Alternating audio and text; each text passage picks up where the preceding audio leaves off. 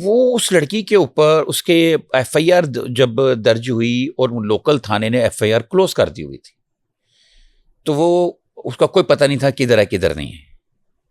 उन्हें जब उसको डिग आउट करना शुरू किया तो लड़की के मोबाइल पे पहुंचे, मोबाइल से पहुंचते पहुंचते वो उससे राब्ते पे आए कि वो ये मोबाइल जो किस राब्ते किसके साथ उसकी सीडीआर निकाली, उसमें देखा कि उसका मुसलसल राब्ता किसके साथ था। करीबी फैमिली वाले आए बीच में, उनको पता चल गया ये फैमिली वाले हैं, ये स्कूल की लड़की हैं। एक नंबर ऐसा मिला जिस पे मुसलसल राब्ता रहा। जब उसको चेक किया तो वो ऑन था। तो वो वहां तक पहुंचे तो वो एक खातून थी, आंटी थी, क्या उसका जो भी नाम था उसके इस्तेमाल में था। उसको बोला भी ये फ़ोन क्या, उसने हाथ छात नहीं पकड़ाया। पहली पुलिस को तो चक्कर को नहीं, अब ये सीआईए को, ऑर्गेनाइज क्राइम वालों ने उस बीबी को उठाया, उससे बातचीत की, उससे जाके देखा उसका रहने का स्टाइल बड़ा शहाना था।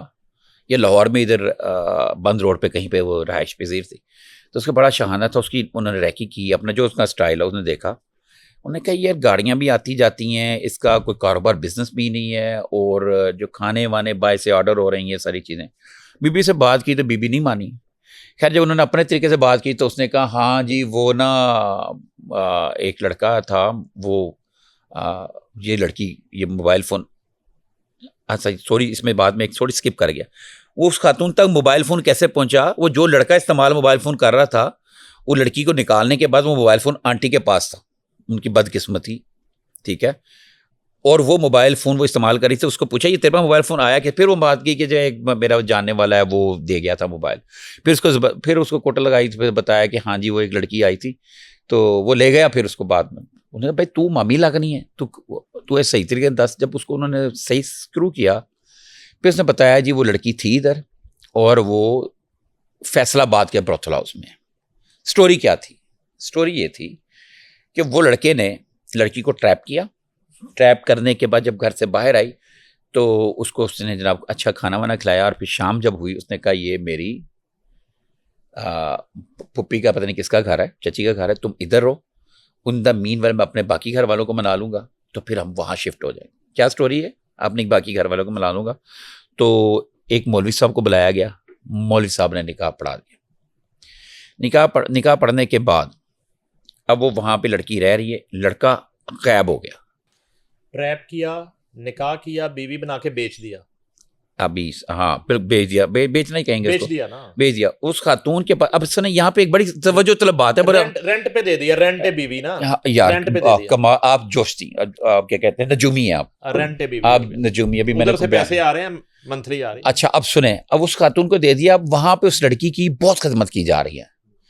वो लड़की को ऐसा महसूस हो रहा है कि वो जन्नत में आ गई है, और लड़के के बारे में पूछती जो उसका हस्बैंड था वो किधर है, वो बनाने गया अपने घर वालों को दूसरे शहर में।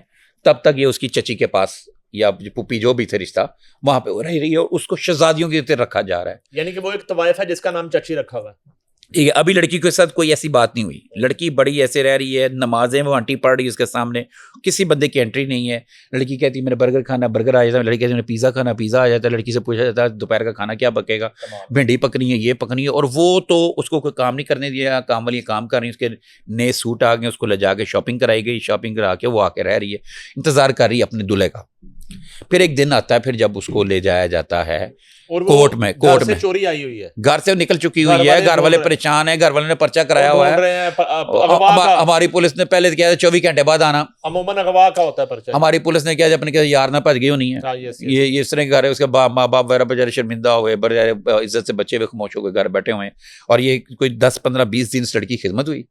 20वें दिन उसके फिर जब मामला सेटल हो गए तो उसको लेके कोर्ट में दिया के 164 का बयान दिला दिया गया। उसने अपनी मर्जी से आई। और जब जाने लगी तो उसको अच्छा मेकअप शेकअप करा के अच्छे कपड़े पहना के उसने कहा जी मैं अपनी मर्जी से मेरी शादी हुई है, मैं अपने शौहर के साथ राज़ी हूँ, तो मेरा कोई ऐसा चक्कर नहीं।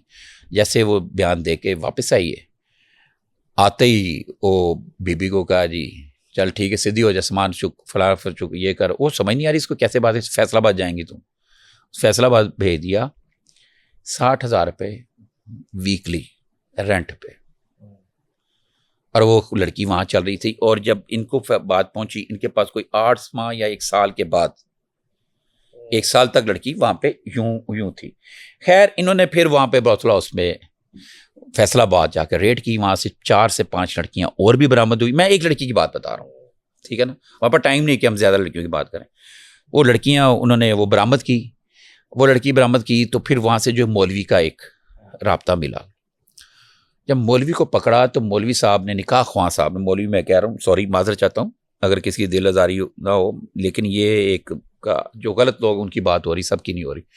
वो निकाह ख्वां साहब को जब उन्होंने खींचा तो पता ये चला निकाह खान ने कोई 250-300 निकाह ऐसे पढ़ाए हुए थे, जिसमें 80% निकाह में उसने देखा ही नहीं था किसी को, बस फॉर्म भर के साइन कर देता था। अब जो नया महकमा बल्दियात ने जो सिस्टम लाया निकाह रजिस्ट्रारों के खिलाफ कि उनकी खिलाफ वर्जियों का नोटिस, इस तरह के केसेस का उन्होंने नोटिस लिया है, क्योंकि वो क्या करते थे, कम उम्र लड़की की शादी करा देते थे। अब कम उम्र की लड़की, अभी इसी तरह के एक और केस गुजरांवाला का केस है, मैं छोटा सा बयान कर देता हूँ, इसको पूरी डिटेल में फिर जाएंगे, अभी क्या बना मुझे पता नहीं। अभी एक साहब थे, उनके महल्ले का एक बंदा था 40 साल का, वो 14 साल लड़की को वर्गला के ले गया। उसके माँ बाप ने चीखे पीटे, उन्होंने पर्चा कराया, कोई सुनवाई नहीं हुई, कुछ नहीं हुआ। हाई कोर्ट में उन्होंने जनाब रिट कर दी।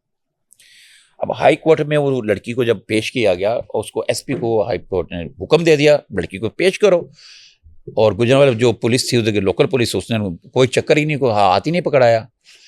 तो मोहल्ले में रहते थे, उनको मुंह चढ़ाते थे, जलील करते थे, सामने वाला ही घर था उनका।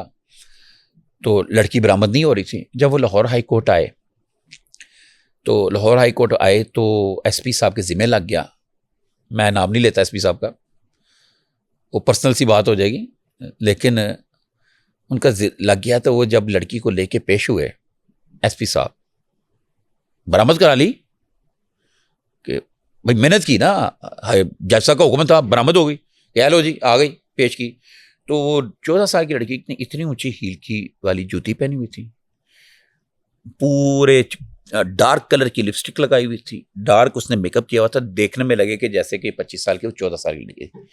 ऐसे करके वो उसको लेकर आए, तो वो जज साहब के सामने पेश किया। लड़की ने कहा जी मेरी उम्र जनाब 19 साल है, मैं शौहर के साथ जाना चाहती हूँ। जो भी जज साहब थे उन्होंने कहा जी जान दो। अब वहां पे उसका बाप पेट रहा है, किसी ने सुना नहीं, और आपको शॉकिंग लगेगी कि वो ये कह रहा है मेरी बेटी 14 साल की है और मेरी तो शादी 2008 या 9 में हुई है, तो मेरी थी 18 साल की किमें हो सकती, मेरे तो ब्याह 16 साल हुए। आप बात समझ रहे हैं? तो ये कानूनी पेचीदगियां बहुत सारी हैं जिसको रोकने के लिए ये सिस्टम बनाया गया। ये सिस्टम क्या किया गया है कि निकाह रजिस्ट्रारों के टेस्ट होंगे, जिसमें से 90% जो भी उन्होंने क्राइटेरिया 90% नंबर लेने वाले को रजिस्ट्रेशन मिलेगी। और इसमें ये भी है कि सबसे ज़रूरी बात ये कम उम्र लड़कियों की शादी की रोकथाम के लिए किया गया है। और इसमें यह भी है कि जिस शख्स के ऊपर एक भी मुकदमा होगा उसको निकाह रजिस्टर नहीं दिया जाएगा, उससे निकाह रजिस्टर ले लिया जाएगा। उम्मीद है कि अनकरीब हम कहते हैं कि गवर्नमेंट से कि अगर ये सिस्टम वाकई इसके अमल दरामद हो। नहीं साहब, आपको याद होगा कि मैं एक ही बात करता हूँ, मैं कहता हूँ नए कानून नए लॉ लाने की ज़रूरत नहीं, आपका जो मौजूदा कानून के ऊपर इम्प्लीमेंटेशन कर दें।